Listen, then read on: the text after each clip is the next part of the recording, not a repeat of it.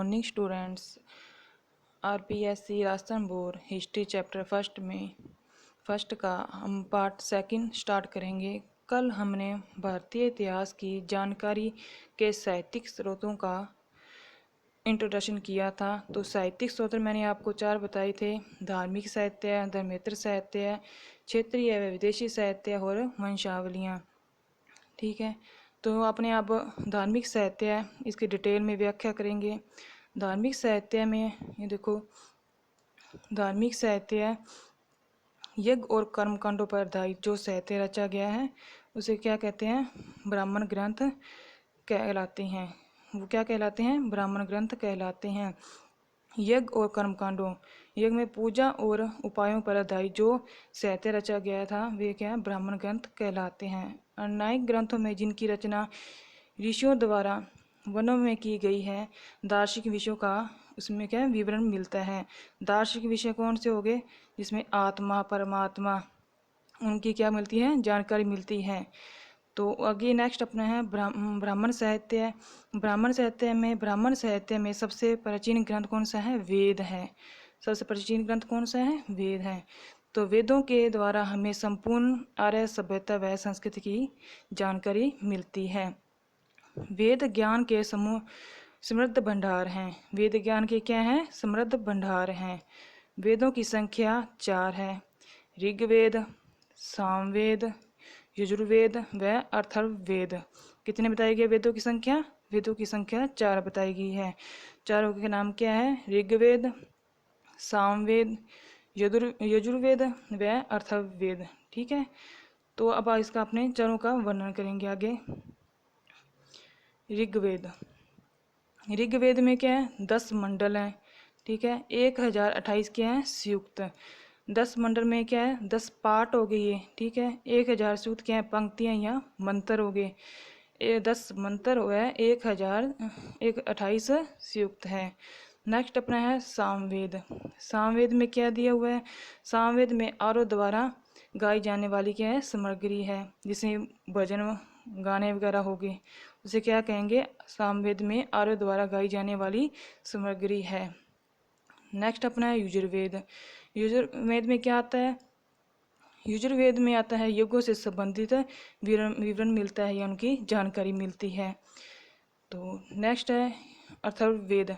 अथर्ववेद में क्या आता है? इसमें ब्रह्म ज्ञान, धर्म और समाज, निष्ठा, औषधि प्रयोग, विशेष दवाइयों आदि का प्रयोग, शत्रु का दमन हो गया, रोग निवारण हो गया, तंत्र मंत्र आदि विषय सम्मिलित हैं। इसकी रचना किसने की थी? अथर्वा ऋषि ने की थी। किसने की थी? अथर्वा ऋषि ने की थी। उसके बाद अपना नेक्स्ट क्वेश्चन क्या बनता है? वेदांग साहित्य क्या है? स्पष्ट कीजिए। क्या बन रहा है? वेदांग साहित्य क्या है? स्पष्ट कीजिए। तो वेदांग साहित्य क्या है? वेदों को समझने के लिए जिस साहित्य की रचना की गई उसे क्या कहेंगे? वेदांग साहित्य कहते हैं। किसे कहेंगे? वेदों को समझने के लिए जिस साहित्य की रचना की गई उसे क्या कहेंगे? वेदांग साहित्य कहते हैं। ठीक है, फिर वैदिक साहित्य को समझने हेतु वेदांग साहित्य की रचना की गई थी, जिसके 6 भाग हैं। कितने भाग बताए गए थे? 6 भाग बताए गए थे। अब देखो, इसको आपको लाइन से ही याद करने, 6 के 6 नाम। वेदांग हेडिंग डाल दिया आपने। अब 6 के अलग अलग नाम लिखो। शिक्षा होगी, कल्प, व्याकरण, निरुक्त, छंद और ज्योतिषी। ठीक है, अब इसके अपने डिटेल में इसकी क्या व्याख्या करेंगे। अब शिक्षा में क्या दिया हुआ है? शिक्षा में दिया हुआ है इसमें वेद को मंत्रों के उच्चारण करने की विधि बताई गई है। वेद मंत्रों का उच्चारण किस प्रकार किया जाता है उसकी विधि बताई गई है। नेक्स्ट अब में कल्प। कल्प में क्या है? वेदों के किस मंत्र का प्रयोग किस कर्म में करना चाहिए इसका कथन किया गया है।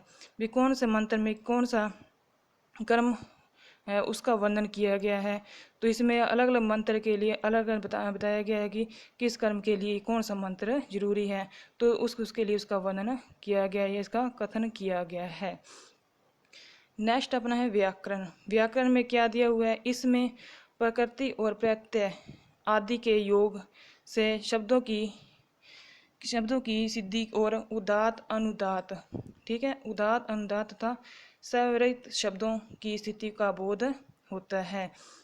क्या उदात्त इसमें दिया हुआ उदात्त के लिए ऊंची आवाज में शब्द बोलना, ठीक है, उदात्त है ऊंची आवाज में शब्द बोलना और अनुदात्त नीची आवाज में शब्द बोलना, ठीक है।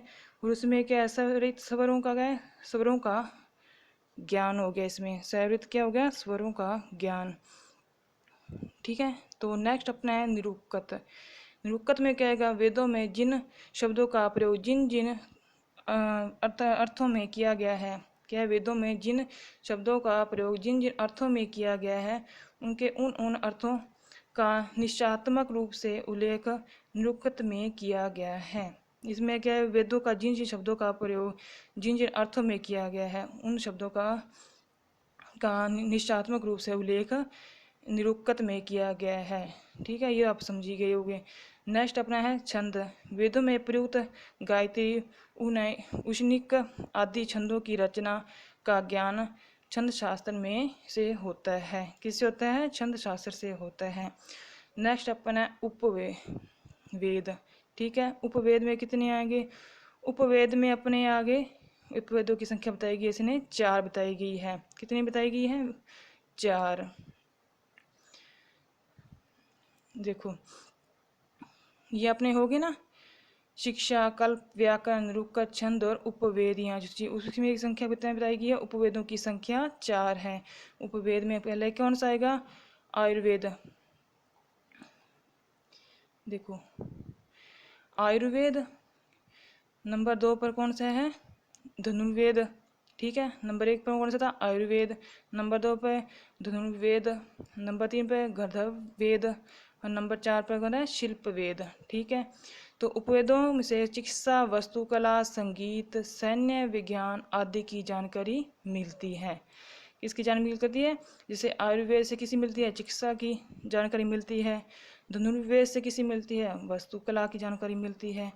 और गंधर्व वेद से किसकी मिलती है, संगीत की जानकारी मिलती है। और शिल्प वेद से किसकी मिलती है, सैन्य विज्ञान की आदि की जानकारी मिलती है। तो नेक्स्ट कौन सा है, महाकाव्य, ठीक है। तो नेक्स्ट क्या है, महाकाव्य। महाकाव्य में वृद्ध आकार, ठीक है। महाकाव्य में क्या आएगा, वृद्ध आकार, ठीक है, की तथा किसी महान कार्य, वृद्ध आकार मतलब बड़े आकार की हो, महान कार्य में बड़ी कविता के रूप में, ठीक है, बड़ी कविता के रूप में महान कार्य का वर्णन करने वाली काव्य रचना को क्या कहा गया, महाकाव्य कहते हैं। महाकाव्य विश्व के प्रत्येक प्राचीन देश की सभ्यता संस्कृति की अभिव्यक्ति का प्रबल माध्यम रहा है, ठीक है। महाकाव्य क्या रहा है, सभ्यता संस्कृति की अभिव्यक्ति का प्रबल माध्यम क्या रहा है, महाकाव्य रहा है। भारत में संस्कृति तथा अन्य भाषाओं में अनेक महाकाव्यों की रचना हुई है। किसकी हुई है, जैसे संस्कृत की और अन्य भाषाओं की, अलग अलग भाषाओं की क्या होगी, इसमें रचना हुई है। भारत के महाकाव्यों में वाल्मीकि रामायण व्यास की है, ठीक है, वाल्मीकि रामायण किसके, व्यास की। और द्रौपदमन रचित महाभारत की है, ठीक है, द्रौपदमन किसकी है, महाभारत की होगी। और तुलसीदास रचित किसकी है, रामचरितमानस आदि ग्रंथ प्रमुख हैं, ठीक है। नेक्स्ट अपना क्वेश्चन क्या बन रहा है, पुराण क्या है, स्पष्ट कीजिए।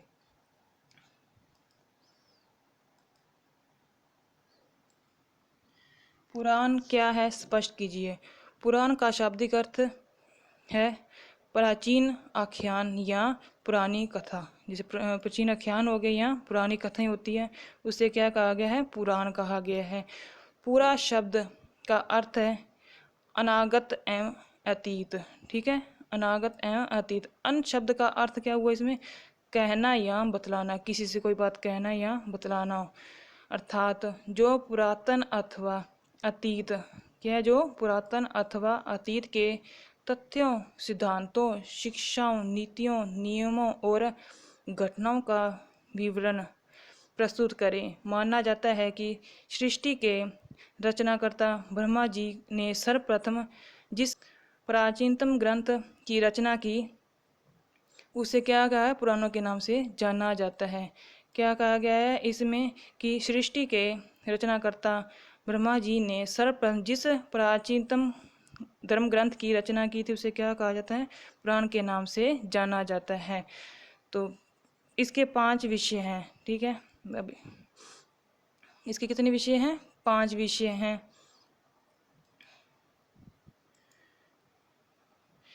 ये 5 विषय आपको बताती हूँ, क्या है, सर्ग, प्रतिसर्ग, मनवंतर, ठीक है, वंश हो गया और वंशानुचरित, ठीक है। कितने हो गए इसके बात बताए हैं, 5 विषय बताए गए हैं, सर्ग, प्रतिसर्ग, मनवंतर, वंश और वंशानुचरित। सर्ग किसे कहा गया है, सर्ग है सृष्टि के लिए, ठीक है। सर्ग क्या है, सृष्टि के लिए। प्रतिसर्ग है पुनर्जन्म या प्रलय के लिए हो गया, ठीक है। मनवंतर क्या है, 14 मनु के काल हो गए इसमें, 14 मनुओं के क्या है, काल है। वंश देवता व ऋषि सूचियाँ होगी इसके अंदर, वंश में क्या है, देवता व ऋषि सूचियाँ। और वंशानुचरित्र क्या है, सूर्य चंद्रा द्विवंशीय चरित्र हो गया, ठीक है। इनकी संख्या कितनी बताई गई है, 18 बताई गई है। इनकी संख्या कितनी बताई गई है, 18। और इनमें मत्स्य पुराण सबसे पुराना है। सबसे पुराना ग्रंथ कौन, इसमें मत्स्य पुराण बताया गया है। पुराणों में मार्कंडेय पुराण, ब्रह्मांड पुराण, वायु पुराण, विष्णु पुराण और भगवत पुराण एवं मत्स्य प्रमुख हैं, ठीक है। इनमें सबसे प्रमुख बताया कौन सा बताया गया है, मत्स्य पुराण सबसे पुराना है, ठीक है। अब मार्कंडेय पुराण अपने नेक्स्ट करते हैं, मार्कंडेय पुराण। ये देखो मार्कंडेय पुराण, यह लोकप्रिय पुराण मार्कंडेय ऋषियों ने क्रोष्टी को सुनाया था। यहाँ पे क्रोष्टी किसे बताया गया है, आदमी के लिए, ठीक है।